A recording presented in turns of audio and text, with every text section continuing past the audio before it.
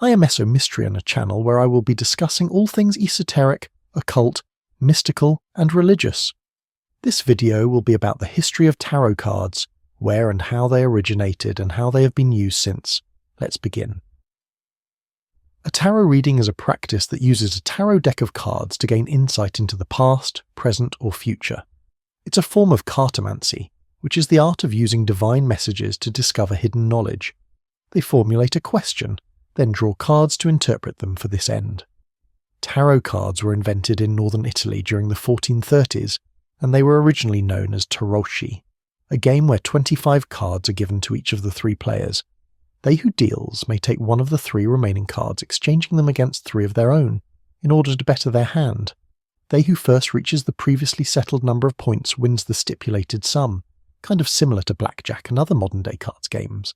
These cards also had 4 suits likewise to modern-day playing cards. After a decade or two, Italian artists began painting additional cards, which were rather heavily illustrated to add into the existing suits. These cards were commonly painted for rich families. Members of the nobility would commission artists to create for them their own set of cards, featuring family members and friends as the triumph cards. A number of sets, some of which still exist today, were created for the Visconti family of Milan, which counted several dukes and barons among its numbers. Only wealthy families could afford a professional painter to illustrate a deck of cards for them up until the printing press was created. It was not until around the 1500s and 1600s that these playing cards would take an esoteric turn.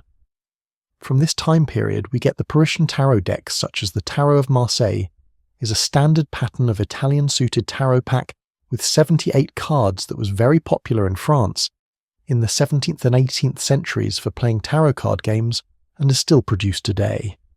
The early French occultists claimed that tarot cards had esoteric links to ancient Egypt, Kabbalah, and the Indic Tantra, claims that have been frequently repeated by authors on card divination. However, scholarly research demonstrated that tarot cards were invented in northern Italy in the mid-15th century and confirmed that there is no historical evidence of any significant use of tarot cards for divination until the late 18th century, which will now take us to the 1750s, where a one-page manuscript is produced in Bologna, Italy.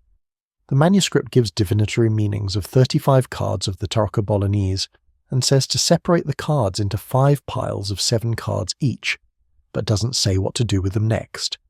But then emerges Jean-Baptiste Aliette, also known as Eteilla, the first known professional tarot reader. In 1783, he published the first definitive guide to tarot card reading, which established the use of tarot for personal growth and spirituality. Eteilla also influenced the French divination professional Marie-Anne Lenormand in the years 1763 to 1795. Eteilla published his work Manière de se récréer avec le jeu de cartes nommé Tarot, way to recreate yourself with the deck of cards called Tarot, which is still considered the standard reference work of tarot cartomancy. Eteilla published his ideas of the correspondences between the tarot, astrology, and the 4 classical elements and 4 humours, and in 1789 he published his own tarot deck.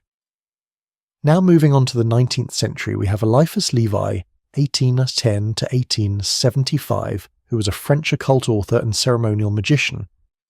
When he published his first radical writing, The Bible of Liberty, 1841, he was sentenced to 8 months of imprisonment and a high fine, but he was perhaps the most important figure in the history of tarot in France, and was largely responsible for the subsequent association of tarot with esotericism, then in 1856 Paris. Eliphas Levi published Dogma and Ritual of Transcendental Magic, a grand synthesis of the Western magical tradition that gives tarot an important place. 5 years later, an English occultist named Kenneth Mackenzie visits Eliphas Levi in Paris and is inspired to create the cipher manuscript and Book T, which become the basis for the teachings of the Hermetic Order of the Golden Dawn and the bedrock of Anglo-American tarot. This pretty much wraps up the history of tarot for the 19th century. Now, before we get the huge boom of tarot in the 21st century, we get the infamous Aleister Crowley, one of the most known occultists of all time.